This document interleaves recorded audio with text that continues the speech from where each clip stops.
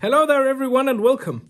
Today this is going to be a bit atypical video because we're going to tie a fly, but first of all I'm going to talk about the actual way of fishing this type of fishing.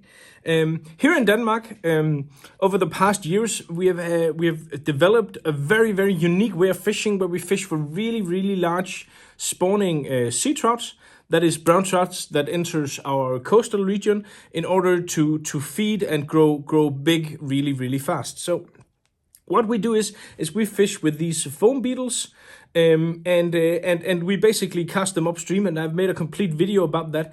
And in this video, I'm just going to show you a little about the gear that I use for this type of fishing, and how exactly I'm going to do that. So and then we're gonna tie one of these foam beetles. So the first thing, when you're fishing in a river in Denmark or in northern part of Europe, there is a lot of mosquitoes. So as always, I bring my trusted Sims box stopper clothing, because these really make a difference. They make a difference out on the water, because there is a difference on having something that is boxed up and that is not boxed up. So if you haven't got any boxed up and you're annoyed by insects, try checking out the product line from Sims in the boxed up, because those are really awesome, an awesome product line. Then of course, when I go sea trout fishing in the rivers in Denmark, I bring my trusted fishing vest. So I'm just gonna put this on here, and in one of my pockets, of course, I have my my fly box. And the way we do this fishing is most often I fish from the afternoon and into the evening, and then I carry one of these CF Designs tube fly boxes. And then I have a lot of different colors of foam beetles. And I'm sure that this way of fishing, if you look at the video that is called Big Sea Trout on Dry Flies on Foam Beetles, if you find that on this channel, I'm sure you can apply every single thing that I talk about in that video to big brown trouts in your local waters. So this will work for big brown trouts in New Zealand, it will work in the States, it will work everywhere. I'm very certain of that. So I have a lot of different colors. These are basically they have the shape of a foam cutter kit that's called the beaver tail, but you can also buy these just like this, so they're very easy to tie on. But I have a lot of different colors there. And then I have some flies for fishing downstream as well, because the foam beetle fishing is upstream, but I normally fish a stretch of water upstream with the foam beetle.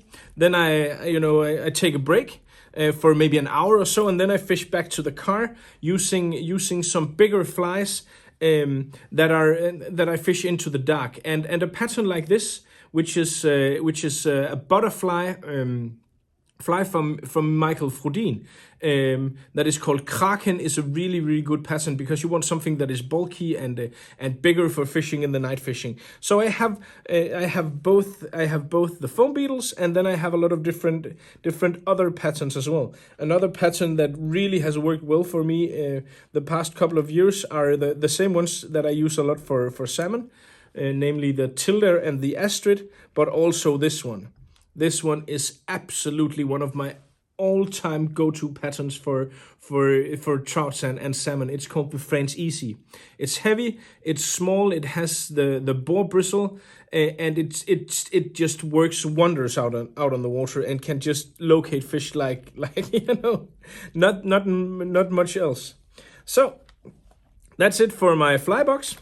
Then of course in my vest, this is actually a new vest for me. I've only used this for 3 trips, but it's by far the coolest vest I've ever seen. It's a fish pond one. I have some tippets and some leaders. I have a 0.28 and a 0.24. The 0.24 for the foam beetles and the 0.28 for the larger flies in the evening. Then of course I have my mitten clamp here, my cutter, and then I use one of these McLean nets with rubber. These have been very hard to come by the past year. I've just received a few of these in the size medium that fits up to 6.5 kilo. The weight does, but this net here can hold quite a large fish. And if you're fishing for brown trouts in general, this will be more than enough for you. But for the sea trouts, I think I can easily have a 5 or a 6 kilo fish in here.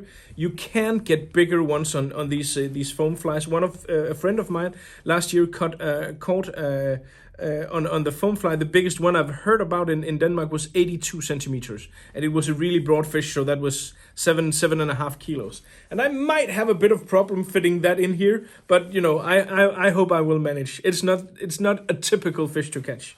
Of course, I'll just mount this here back on the scabbard here on the back of the fishing vest, and then I'm gonna tell you a little about my rod and reel. Most often, I bring 2 rods to the water. In particular, also if I'm going for coastal fishing, because if you're fishing in the summertime and you're fishing for sea trout on the coast, then you should also always bring some of these beetles, because they are really good for fishing in the salt water as well, especially on these hot humid days where there is not a lot of wind. You can see fish every now and then rise, especially in the low water, and especially as the darkness starts rolling in, then there is not much that beats a foam beetle fished for these often quite spooky and selective trouts. And you can have some bonanza fishing, some crazy fishing with foam beetles, also from the coastline. So for this type of fishing, you could use a 4-weight, you could use a 6-weight, but I really like my 5-weight. I have a few different 5-weights, but I must say that since the Scotch Centric came out, there's just been one rod on my mind. This is a 10-weight, a 10 feet class 5, and that's to have a bit more reach and have a bit slower rod for fishing the streams. If I were to use this as if I were only to have one 5-weight, then I would buy the Centric in a 9 feet 5. I've tried that rod, and that rod it's just pure awesomeness. I have a 9 feet 5-weight igniter, and that is a magnificent rod, especially for fishing coastal fishing and for, you know, casting long and casting fast.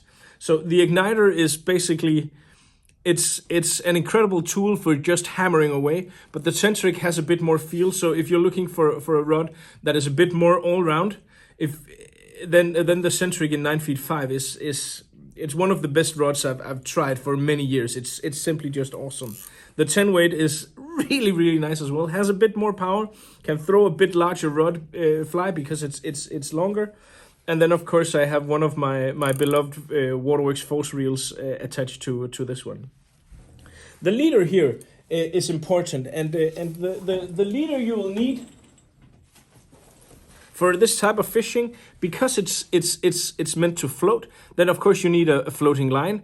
Preferably, I like for the smaller rivers, I like a line that has a really short belly. So the new NAM that has a belly of 7.1 meters is a good bet, and that's also the one I've tried it a bit on just on the lawn, and it feels really good.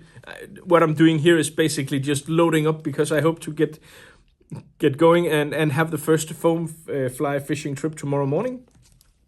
So I use the Chemco standard leader in 9 feet, and it has to be mono. It has to be nylon, not fluorocarbon, because fluorocarbon sinks, and that will pull the fly under, especially on the coastline. So add one of those here to the vest, and well, I think that about sums it up. This one is just gonna go here, so I have it ready. And now we're gonna tie a foam beetle. Fast and easy. So here goes. Now we're gonna tie the fly.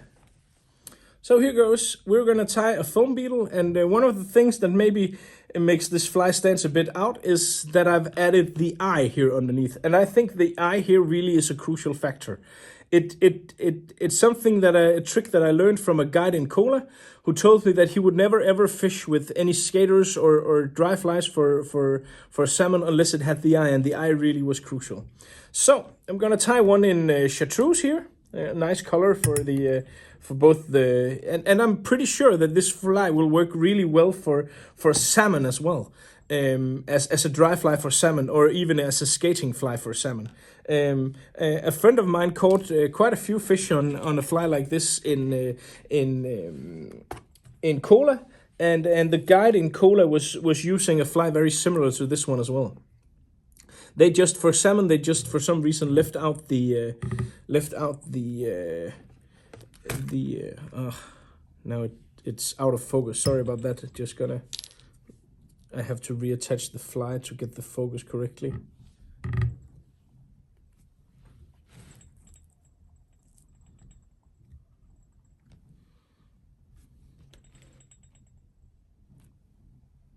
There we go. Sorry about that.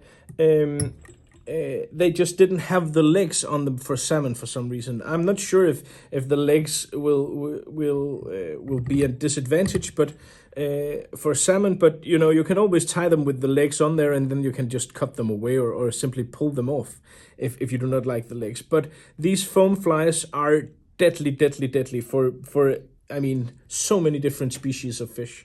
So basically, just add. This is an Arix 122, the light stinger, and then I'm just gonna add some chartreuse dubbing here. Basically, what we need this for is just to cover the hook and to give the foam body a better base for being attached to the hook, so it doesn't mess around and skate around the hook. So basically like this, I'm just gonna fold everything down, and this is just gonna be underneath the foam, so it doesn't matter if it's not, you know, it doesn't need to be more than just basically something that covers the hook here. I don't think that's quite in focus.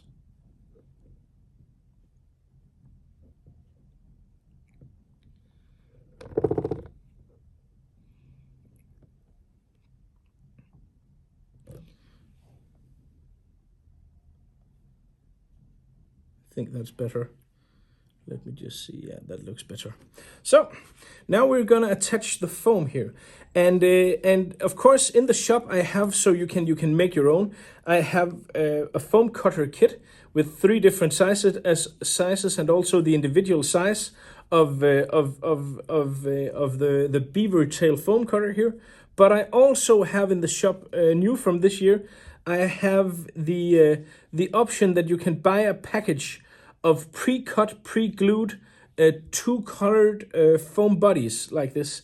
So you get 10 in a package, and it's not that expensive. So if you do not plan to really fish a lot with these, then you know you can get a pack in the color that you like.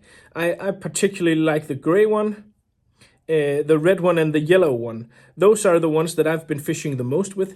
But I have friends who says that the chartreuse one is their absolute all-time favorite and the one that they fished the most with. So you know, buy whatever you need, and then just mix around and find the combination that works particularly well on your water. With the cutter set, you'll get 3 different sizes, or there are 3 different sizes available. You can buy them individually as well, but the pre-cut ones and pre-glued ones, we only carry in the middle size, which is the size that I use the most as well. So I'm just gonna tie some tying thread here on top of the foam. Important note: if you're using a thin GPS thread, do not apply too much pressure, because if you just wrap around 2 times and then really clamp down on this, you will cut the foam. And this will be, of course, annoying, especially if you can't just make more. But it will be annoying regardless of you've bought the pre-made ones or you're making them yourself. So a bit thicker thread is the best way to go here, because it's easier, and you won't accidentally cut your body in 2. So I take my rubber legs. And again, just use a color combination that you like. And basically, I loop it around the thread here. This way I can pull it exactly in place where I want it. And then I want the longer portion of this legs to be pointing backwards. I see I need a bit more tying thread here, a bit more pressure to make sure that the body here stays in place. I'm gonna glue it also afterwards here underneath, so it will definitely stay in place. And then I take another rubber legs on the other side like so.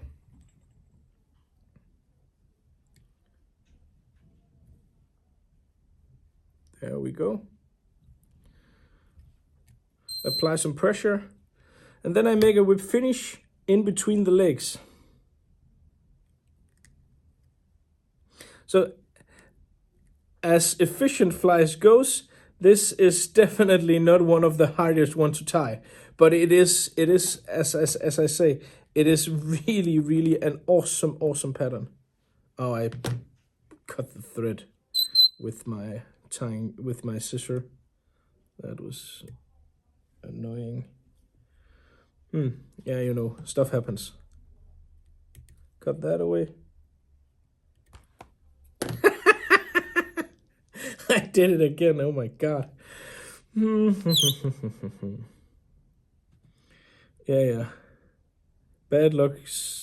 We have a saying in Denmark that goes something like, bad luck always comes in threes. I don't know if that's a saying in other countries, or if I'm just not aware of it in English, but that's something you say in Denmark. Bad luck always comes in threes. So I'm 2 down, 1 to go, I think, for this fly. There we go, making the whip finish.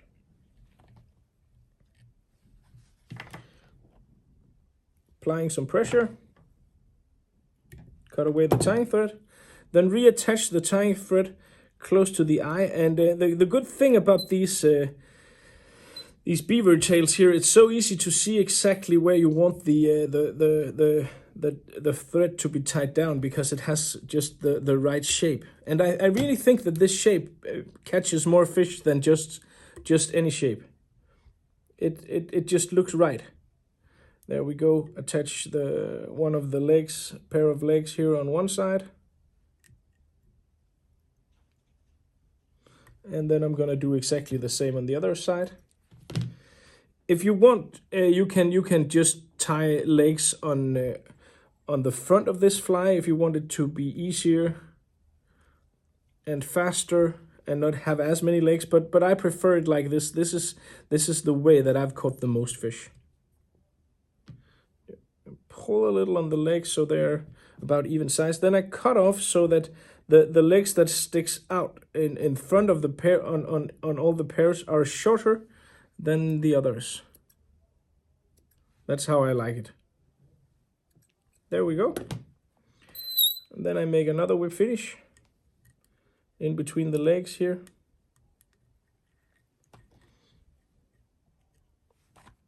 There we go.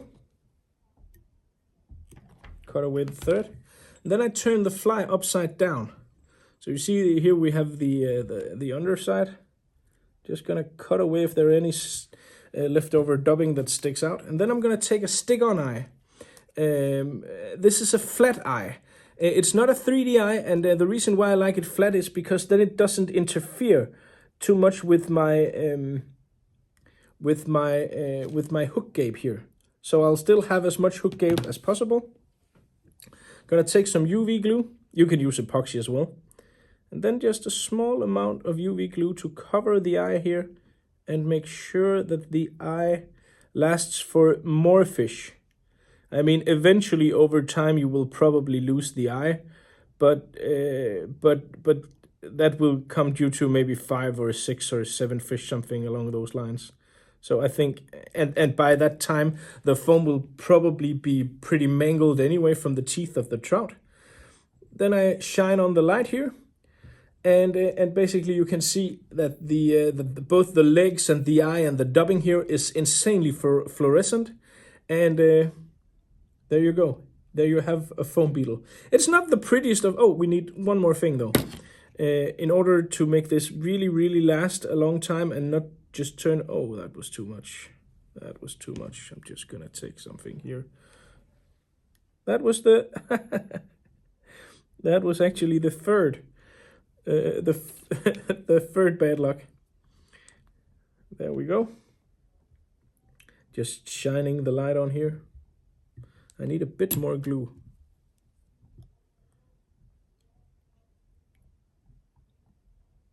To get this down. There we go. And there you have it. The foam beetle. Easy, fast, particularly if you use the pre-cut foam bodies, then this is just so easy. And I would say that any fisherman who goes to the river during the summertime should have at least a few of these in their box, because no matter if you're fishing lakes for lake trout or brown trout or rainbows or salmon or sea trouts or whatever, this pattern here, it's just completely deadly. It's so easy to tie, and it's just so much fun to see a big trout just grab one of these flies off the surface. So it's summer, it's time for the foam flies. And swing by the webshop Nordic Anglers if you haven't done so, to buy all the materials that you saw in this video, and all the rods and gear and stuff like that. Otherwise, there's only left to say, good luck out on the water. Thank you for watching. Oh, and remember to subscribe to the channel if you haven't done so. Take care.